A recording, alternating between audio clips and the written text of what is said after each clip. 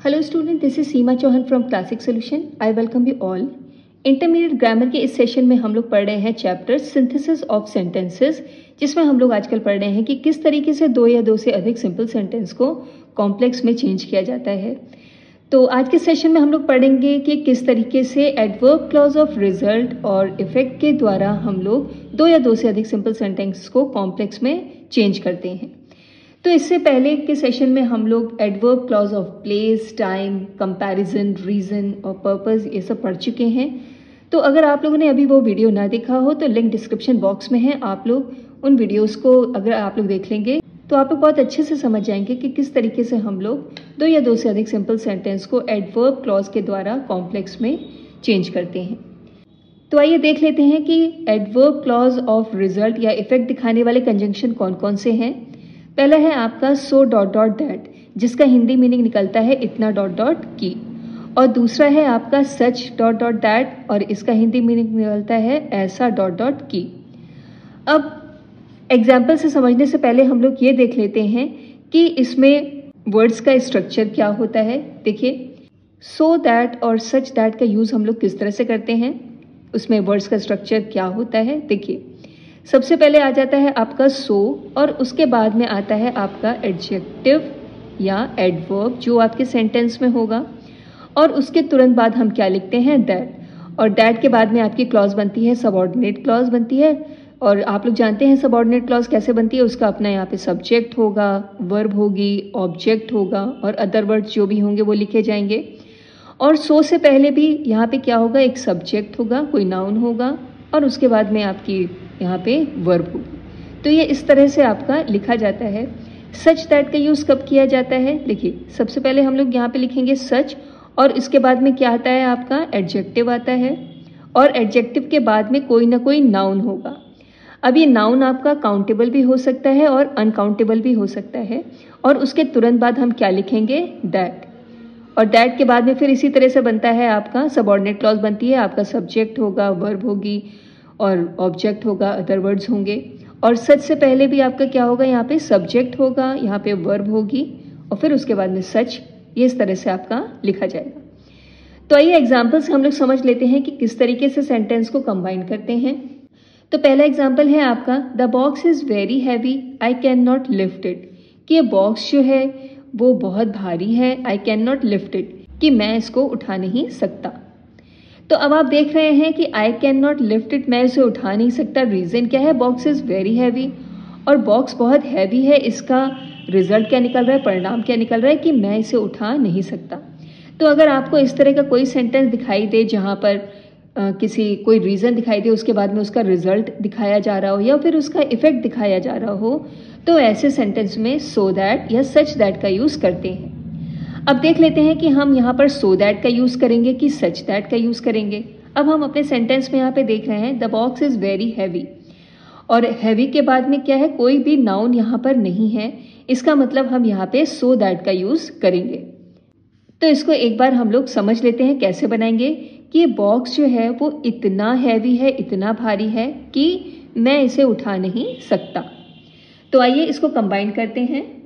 सबसे पहले हम लोग देखेंगे कि रीजन क्या है, उसका सब्जेक्ट लिखेंगे। तो ये है द बॉक्स, और इसके बाद में वर्ब लिखेंगे, वर्ब है आपकी इज। अब यहाँ पे क्या है, वेरी हट जाएगा और उसकी जगह क्या लिखेंगे हम लोग, सो। और उसके बाद में हैवी, हैवी जो कि आपका एडजेक्टिव है वो लिख लिया जाएगा। अब इसके तुरंत बाद दैट लिखेंगे, और इसके बाद में अब हम लोग जो रिजल्ट दिखाया जा रहा है उस क्लॉज को यहाँ पे लिखेंगे। अब यहाँ पे जो है रिजल्ट दिखाया जा रहा है तो इसका सब्जेक्ट है आई लिख लेंगे। इसके बाद में लिखेंगे हम लोग कैन नॉट, फिर लिफ्ट। तो इस तरह से आपका सेंटेंस कंबाइंड हो गया, the box is so heavy that I can not lift it. आइए एक और एग्जाम्पल देखते हैं। He ran very fast, he overtook the bus. कि वो बहुत तेज भागा, ही ओवरटुक द बस, और उसने बस को ओवरटुक कर दिया, मतलब उसको पीछे छोड़ दिया। तो हम देख रहे हैं कि वह तेज भागा और इसका रिजल्ट क्या हुआ कि उसने बस को पीछे छोड़ दिया।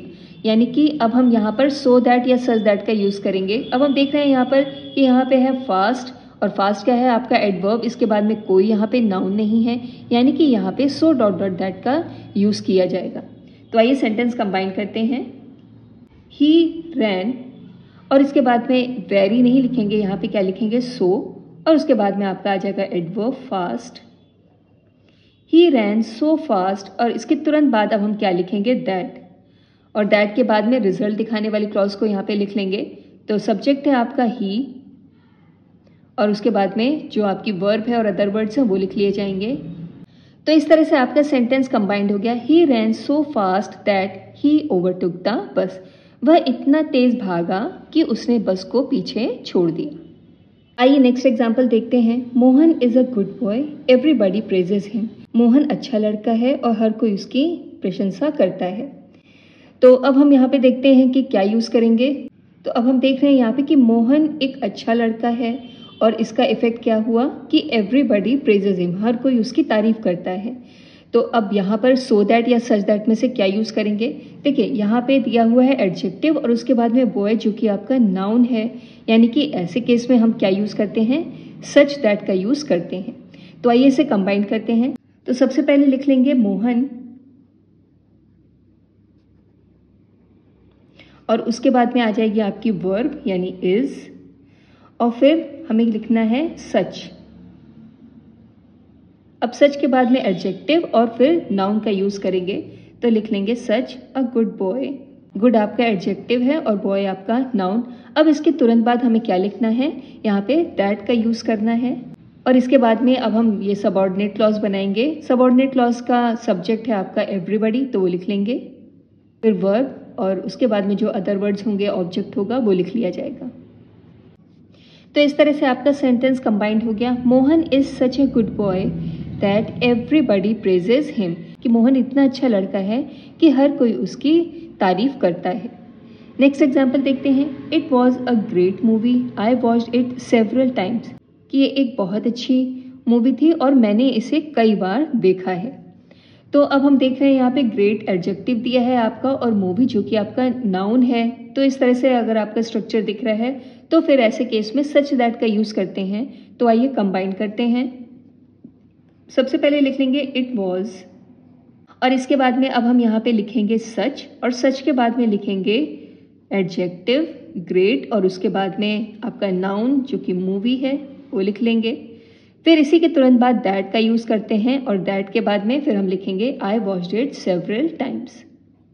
It was a great movie that I watched it several times, कि ये इतनी अच्छी मूवी है कि मैंने इसे कई बार देखा। सो स्टूडेंट्स, इस तरह से आपका सेंटेंस कंबाइंड हो गया। तो ये थे आपके एडवर्ब क्लॉज ऑफ रिजल्ट या इफेक्ट। आई होप आप लोगों को ये अच्छे से समझ में आ गया होगा। If you have any doubt any query do right in the comment section. और अगर आपको वीडियो पसंद आया हो तो आप इसे प्लीज़ लाइक कीजिए, क्योंकि आप लोग वीडियो देखते हैं और लेकिन उसको लाइक नहीं करते हैं। और अगर आपने अभी तक चैनल को सब्सक्राइब ना किया हो तो प्लीज़ डू सब्सक्राइब इट, और अपने फ्रेंड के साथ में भी इस वीडियो को आप लोग ज़रूर शेयर कीजिए ताकि वो लोग भी इसका फ़ायदा उठा सकें। सो स्टूडेंट्स, कंजंक्शंस और भी हैं अभी, तो चलिए मिलते हैं नेक्स्ट वीडियो में जहाँ पर हम लोग एडवर्ब क्लॉज के अगले कंजंक्शन को पढ़ेंगे। Thank you so much for watching my video.